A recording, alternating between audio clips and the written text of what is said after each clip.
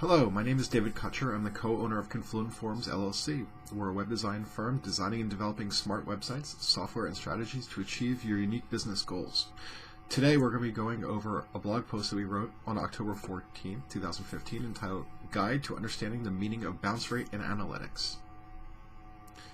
There is no website metric as misunderstood as a website's bounce rate in Google Analytics. So much bad advice and poor strategic decisions follow from this misunderstood metric.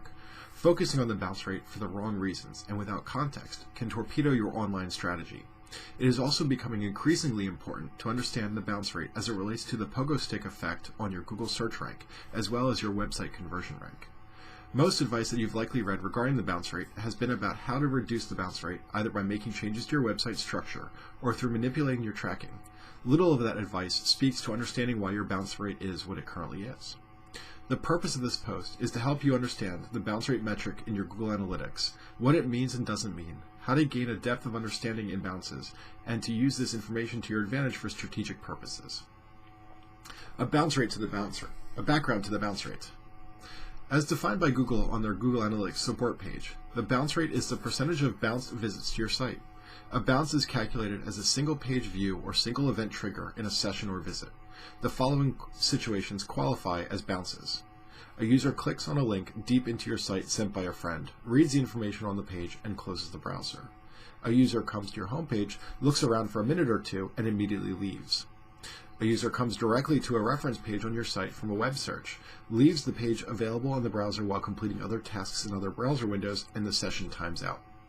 While there are exceptions, most people interpret a bounce to mean that your site failed to convert the visitor. This is a false assumption. Why do people bounce? While not a definitive list, some of the reasons we often assume as the cause of a bounce are you scared them off, perhaps by having tons of social media buttons, advertising, and things flying around your webpage.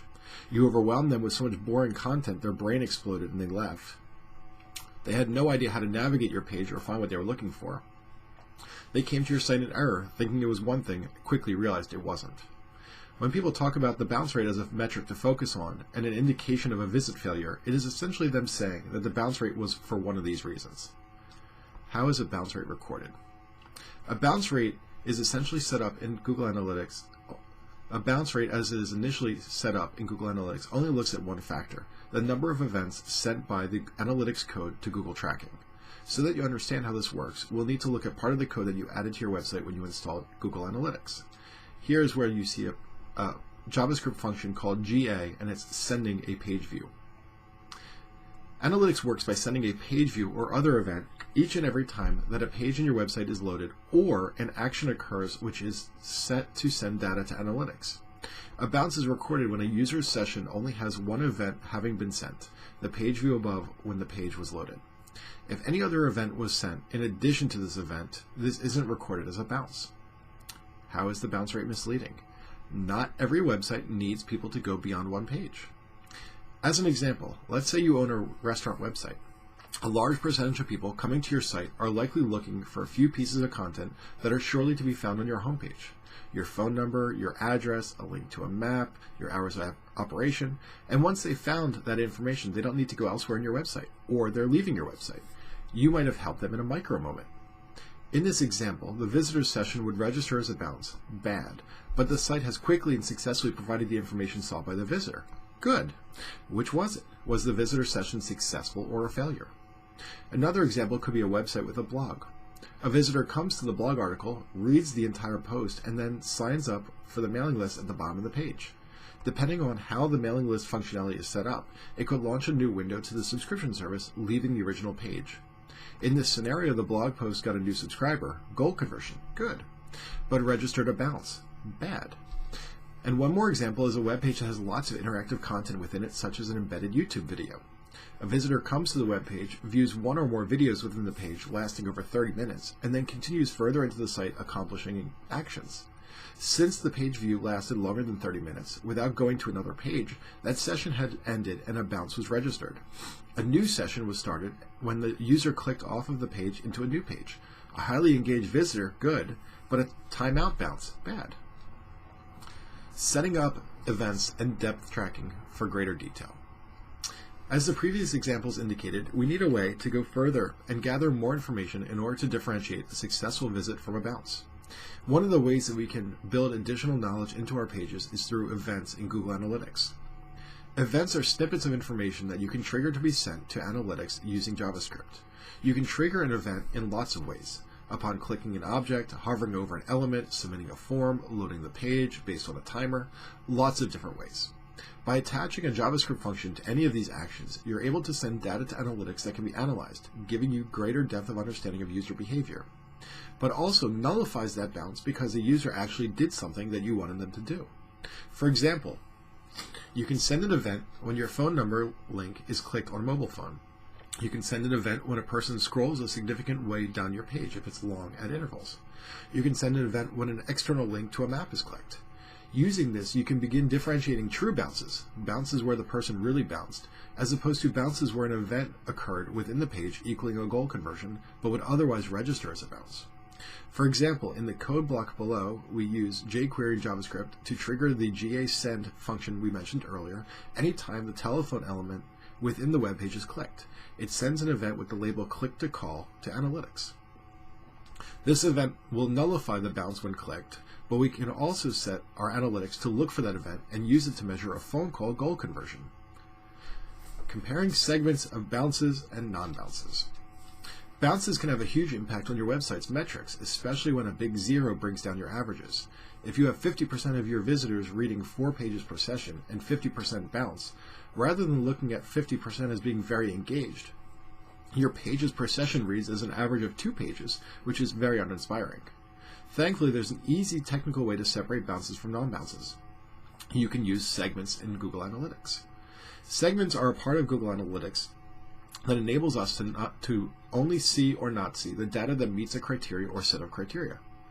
This could be first-time visitors, repeat visitors, visitors in the United States, visitors originating in social media, lots of different factors, including bounces or non-bounces. What can we learn about bounces and non-bounces? When you create a separation and the ability to view only bounce sessions or non-bounce sessions, you suddenly gain greater insight about the people that stayed on the site or had immediately left. For example, you can investigate questions such as, are certain pages receiving a higher percentage of bounces compared to the rest of the site? Oftentimes we write content, but that content doesn't necessarily translate into a funnel for visitors to other parts of the website.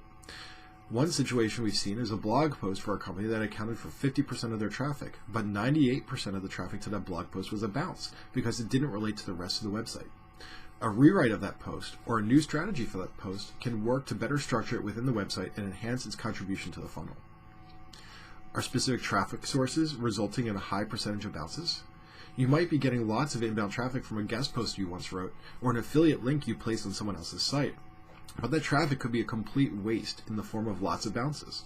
Or it could be that your Twitter account is sharing content that is more like link bait, getting the clicks but resulting in bounces.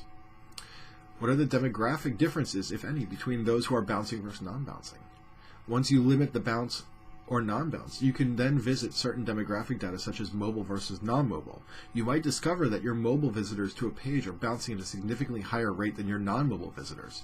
It might be that your mobile website isn't designed that well and suffers from usability issues, or that the visitors on mobile are coming for very specific information.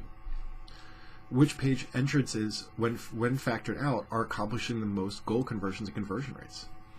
A situation that recently arose with a site we know was that they received a ton of traffic from a referral link to a blog post. While lots of those visits were flighty, by factoring them out, we can evaluate those who stuck around beyond the immediate bounce. We can then have a better sense of the behavior flow. You have bounces, but when you look at repeating visitors, they're all repeating. One of the things you might discover is nuances in visitor behavior. For example, you might discover if you have an active blog that you have a very dedicated community of readers who come whenever you post new content, but they only come for that one new page of content. They're dedicated readers, but they're bouncing each and every time. The bounce rate is not a search engine ranking factor. This part is going to be a little confusing. Lots of advice sites will tell you that a bounce in your bounce rate will affect your website's position in search engine results rankings, and that lowering your bounce rate will improve your position in the Google SERP. This is not entirely true. As mentioned earlier, there is something called the pogo stick effect or long click that might be a ranking factor for Google. The pogo stick effect can be defined as going back and forth from a search engine results page to individual search result destination sites. The behavior may indicate poor search results since the user hasn't been satisfied by one or more of the SERP results. This behavior, which can often but not always be attributed to a bounce, can have a negative effect on your search engine rankings for specific pages and queries, indicating to the algorithm that your page was not a good result to show in that instance. Even when not a bounce, but a long click versus short click, can often provide Google with similar information. In short, what this means is that if a person runs a Google search, clicks through one of the links to your website, then bounces back to the search engine results page, that Google is tracking that pogo stick behavior.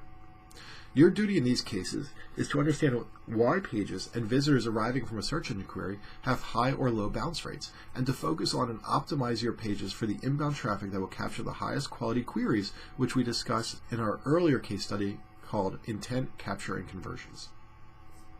Keep in mind, this pogo stick behavior as a ranking factor only applies to visits originating from search engine queries. The traffic to your website that is not originating from a search page and impacting the bounce rate of your site in its entirely of traffic is not a factor. The only traffic that potentially has any effect on your search engine rankings is traffic that originated from a search engine results page. The bounce rate is the beginning. If you've learned anything in this post, it should be this. Your bounce rate for your site or any piece of content should not be the important number. It should be the beginning of a quest to gain insight further. Who bounced, who didn't bounce? Where did the bounces come from? What differentiates them from those who didn't bounce? This is what you should start looking into. A percentage of website visitors will always bounce, and highly successful pages might have incredibly high bounce rates. The top level bounce rate is just the beginning of the questions you need to ask of your metrics and of the insights to be gained. Thank you for listening, and follow along.